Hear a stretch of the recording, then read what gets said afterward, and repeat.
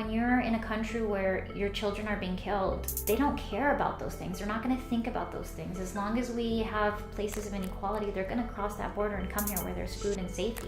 I mean, that's all it boils down to. Yeah, 100%. So prosecuting people for illegal entry and thinking that that's going to send a message is just kind of out of touch with reality, I think. Welcome to QUIERO. I'm Priscilla. I'm just gonna hop right in. If you follow me on social media, you know that this summer I was confronted with my very first political debate with American conservatives. I immigrated here from Colombia in 2001, and I landed in Miami like all good Colombians do, and then I moved to New York eventually in adulthood, and so I've only ever really been in my safe bubbles of people who agree with me on things. And I went home with my co-producer, and shout out to the Nielsen family. Thank you for everything, including your daughter. And I was approached by a family friend who is very passionate about illegal immigration. And I really wanted to actually try to engage in this conversation in a way that wasn't exactly polarizing, because if I can't talk to people who disagree with me, then I'm not really doing my job. So I sat down and talked to them and really tried to hear them out. It turns out that while these are really difficult thoughts to hear, they're incredibly well thought out. And that's kind of the problem, right? Is that I felt and constantly feel like there's logic to this argument.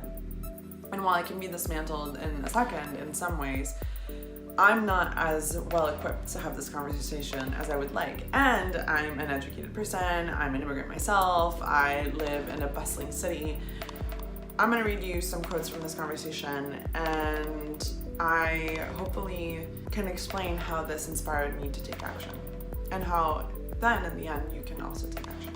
So this is from a few quotes from the conversation. So, right, but there are systems that you can go through to get here. We can't accept every person in the world. There's a lot of people you hear about right now with all this stuff, MS-13, MS-16, all those people coming across, they're bad people. We don't want them here. For example, the people right across from us, they didn't come here legally. They were getting subsidies from their housing, food stamps, and they would have a child every 10 months. They had 10 kids. And so when I asked them what about that made them angry, they said, that's what our money is paying for. We pay taxes, and that's what our money is going towards. And then we're a country of laws. If I have to follow the laws, so should they. When I asked them about the wall, they said, I don't want the wall, I think we should militarize the border. We have a border, everybody has a border. You're caught, you're sent right back. And there are so many things where people are coming through and committed murder. And then they come back and then they commit the same crimes again. Major, major, major crimes, because we can't keep them out. If you want to come here legally, I'll hug you. I'm all for legal. I want to know who's in my country.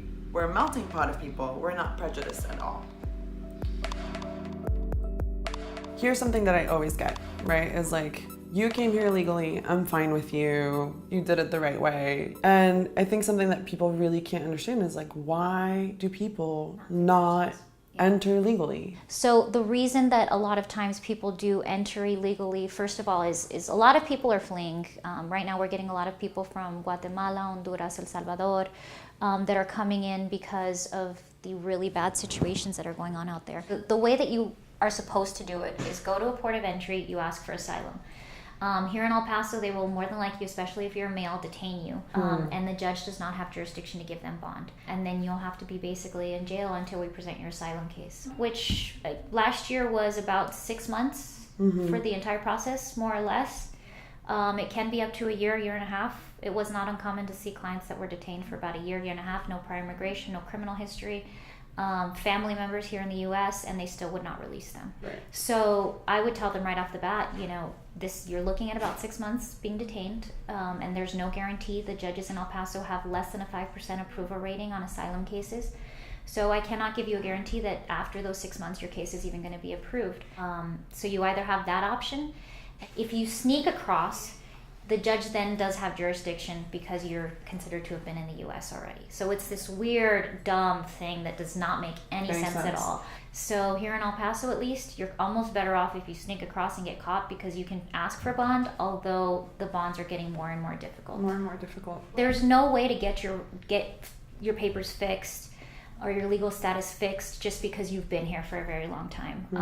There is one way to do it, and it's only a defense to deportation. In other words, you have to already be caught and placed in removal proceedings. I was talking to someone the other day that was here since they were 1 year old.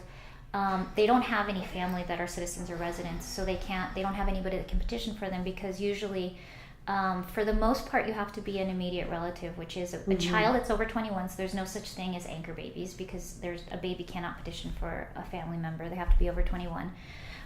A spouse or a parent can petition for a child under 21. Other than that, the wait times are crazy. I mean, through a brother or sister, it depends on the country, but for Mexico, for example, it's about over 20 years. Yeah, so if you file your petition right now, you still have about a 20-year wait until you can even try to get your residency. So that's the problem. The other thing, too, is that it's very expensive. It's about $1,800 just in application fees, depending. But more or less to get your residency, that's about how much it is. If I were to have a different standpoint on my own immigration, I have heard also, like, conservative Latinos being like, but I came here legally, like, why can't they? Yeah. Right? Yeah, and it's true. It's understandable, especially if you went through that process. But one, every case is different. You can't presume that because your process and you were able to do it, that everybody else is. Because there is a lot of, all the dreamers, all of them have their dreamer status because they can't fix their residency. Right. So you can't presume that everybody's in the same boat as you. It is difficult. And this is something with dreamers that a lot of people don't understand. Dreamers, the reason that was created, DACA and the work authorization that they get. So just to be clear, the only thing they get right now is work authorization, which allows them to get a social security number, which allows them to pay taxes and work. And they can also get driver's license, because in most states they won't give them driver's license without some sort of legal status. So the reason that was created, Dreamers and DACA and all of that was created, was because they don't have any other way to fix their residency. Something else I heard in that conversation was like, but there are processes. There's so many ways to do it, And I know that that's not necessarily true, but can you talk a little bit or just break down the fundamentals of different ways that you could actually attain citizenship? Okay. There is really only two basic ways. One, you derive citizenship through a parent or a grandparent, and that's a derivative citizenship. The other option is naturalization, where you get your residency first and then you become a citizen. So for the most part, if you get your residency through a spouse, you have to wait 3 years. If you get it through any other family member, you have to wait 5 years. So it's really more an issue, and that's the thing too, is people don't even understand the simplicity of residency versus citizenship. And so people think, well, it's so easy to get your citizenship. It's like, no, you have to become a resident first, and that's the difficult process. That's the process that takes years, and there's not a lot of ways to get your residency. The fastest and easiest really is to get married, and so that's why there's a lot of marriage fraud. They're very careful. Immigration is very careful with those cases. They want to know that it's a valid relationship.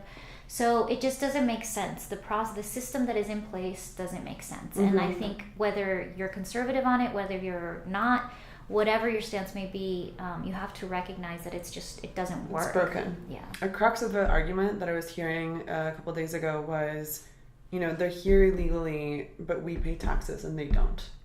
Is that true? No. Actually, studies do show that they put more into the system than they take out. It's rare that people work and don't pay taxes. For the most part, they will get at least an I-10 and then pay taxes, but then they don't want to file taxes because they don't want paperwork, right? They don't want paper trail. So they pay into the system and don't take out. And then also a lot of times people think that they get Medicare or SNAPs or anything like that, any sort of benefits, but they don't, because you have to have a social security number in order to qualify for that. So I think maybe people think that somebody's here legally, but they're a resident, so they have that card, so they're allowed to get benefits. Or people just think that they're getting benefits. It's a very common misconception that people think, oh, well, they're getting benefits and we're paying for everything for them. But it's not based in fact. I know that a long time ago, the Bracero program was in place. Mm-hmm. And then some people also talk about certain like work authorization programs that exist. Are those still in place, or were they all dismantled? Most of them were done away with. So there was a very limited time period with the amnesty and the Braceros program that was going on, but no, it doesn't exist anymore.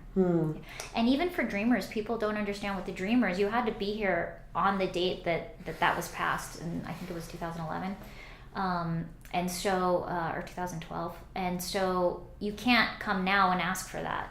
Right. People don't understand that also, and I think a lot of the people that have those stances just really don't understand immigration. You know, I think that we're all a little bit confused about the latest headlines. I think that we don't know what's happening and like what Obama has instated versus what Trump has instated. A lot of people don't know that Obama was like amongst Latinos called a deporter-in-chief. Yeah.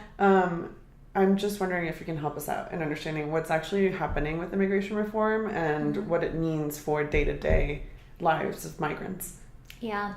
Well, what's happening right now is that everything that they're trying to pass, they keep tying to the wall. And so, most Democrats aren't on board with the funding for the wall. And so as far as like the Dreamers and the DACA legislation that they're trying to pass, I don't think anything is going to change. July is the date that we're expecting. There was a federal case that was stayed, and the date that the stay expires is in July. So if the time just runs and nothing changes, he could do a new executive order. He could do something like that. If they don't do anything, then in July, hopefully the Dreamers, all of their applications they'll continue the program. One of the big things that they're really doing is pushing the cases through the immigration courts. They're trying to make them go faster. Under Obama, the judges and the government attorneys, they had discretion. So they could say, I'm not going to focus on this guy who has been in the country for 20 years, has family that are citizens and residents, but just can't fix his status for some reason. I'm not going to focus on him. I'm going to focus on this guy who has, drug charges and, has a criminal record and various deportations, things like that. Right now, they don't have the power to do that anymore. So under Trump and some new case law that has come out, they don't have the power to do that anymore. So basically, everything has to go, and what's going to end up happening is it's just going to clog the system even more. They're trying to send more judges down here to help with those cases, but it's all kind of crazy right now. A big argument is always like, we can't help everyone. We can't help everyone who is suffering. What do you say to that? We're not trying to help everybody. I challenge them to actually go sit with somebody who's seeking asylum, listen to their stories, and then say that, because we see it every day. Every day I have clients that are coming in, their children are ripped apart from them. A lot of them sometimes have no criminal record, no prior immigration history, anything like that, and they're still detained. So I don't think we're trying to help everybody. I think we just all want a better system that works, that at least gives somebody, a valid review of their case. There was actually, I don't know the exact numbers, but I want to say there was about 3,000 or 4,000 parole requests, which is people who present themselves at a port of entry, in El Paso last year, and of those, about 3 were approved. Wow. One final question. Obviously the violence, right? It's like they're letting in all these violent people who are killing everyone. These bad people, right? Yeah. That's always it. Animals was the word that our own president used. Yeah. I mean, I don't think the numbers show that. I don't think it's based in fact. So you can have your residency, commit some sort of crime, and lose your residency. They'll take away your residency. So, residents have to be very careful, law-abiding, and Dreamers especially have to be very law-abiding. Usually if you commit any sort of crime, even a DUI, they will pick you up. So they put a hold on you basically wherever you're at in the criminal detention process, and then ICE will go pick them up. So it's actually very rare. I think they highlight cases where it happens because they want to be driven on fear. They want us to be driven by fear. In your day-to-day, like in your in your stomach, in your gut, in your heart, what is the one thing that you're really trying for people to understand? Like if you had to summarize it in one phrase. Ooh, that's a hard one. I guess I would say education. Educate yourself on the process, understand it. And how can people do that? Like, what do you think is out there for us to really pick up? Well, as a shameless plug, I Please. I have a podcast. It's called Dream: The Truth About Immigration. Get out of town! This Yeah. is our second collab. Yeah, and so it's because it is a lot of information. It is very complicated, and there's not a lot of resources out there to actually understand this stuff. So that's one resource. USCIS is actually the government entity that does that, and so you can just Google stuff if you don't understand. If somebody says anchor baby, and so how do you become a resident? Go to USCIS. How do you get your residency? You can't petition, and it says clearly right there, you can't petition. A child can petition for a parent when they're 21. That's it. Yeah, so educate yourself on stuff like this. All the information is out there. If you're gonna run your mouth and say, we can't help everybody, go and look at the numbers. How many asylum cases are approved? Here in El Paso, 95% are denied. So we're not helping. We're not even helping, a fourth of them. So, so it's just not true. A lot of it is based on fallacies and misconceptions, and so just educate yourself on it. People won't stop coming or trying to come. People will never stop coming. Yeah. And the other thing too is that it's not, to me, I've always said it's not a Republican, it's not a Democrat issue. It's a human issue. Mm-hmm. When you're in a country where your children are being killed, you don't have food, your children are being killed, you're facing death. They don't care about those things. They're not going to think about those things. As long as we have places of inequality, they're going to cross that border and come here where there's food and safety. That's all it boils down to. Yeah, 100%. So prosecuting people for illegal entry and thinking that that's going to send a message is just kind of out of touch with reality, I think. Yeah, because something I said during that conversation was, it is a matter of life and death.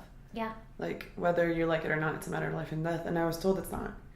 It's like, it's not, because, a lot of Central Americans were given asylum in Mexico and didn't take it. Mm-hmm. And I think, right, but Mexico and America, right, it's still not the same thing. It's not the same thing, and it's also a lot of times they do have family, aunts and uncles and cousins that are here. Yeah. We are a country of immigrants, so you have to recognize in Mexico they may not have any family there, whereas here they have cousins or aunts or uncles. It was also happening that, and we apparently have it on video, that Mexico, that the authorities were actually taking them to the bridge. Yeah, and saying, okay, go ask for asylum. Oh, yeah. Man. Yeah, so I don't...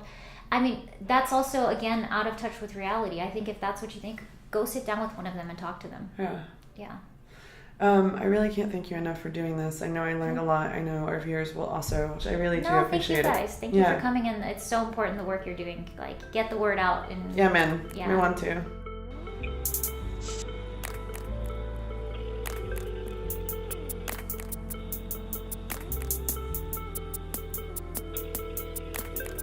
Thank you for calling the United States Capitol. To be connected to your senator's office, press or say 1. To be connected to your representative, press or say 2. You have reached the United States Senate. Please speak your state or enter your zip code. New York. You have entered New York. If this is correct, press or say 1. 1. If not, press or say 1 for Senator Kirsten.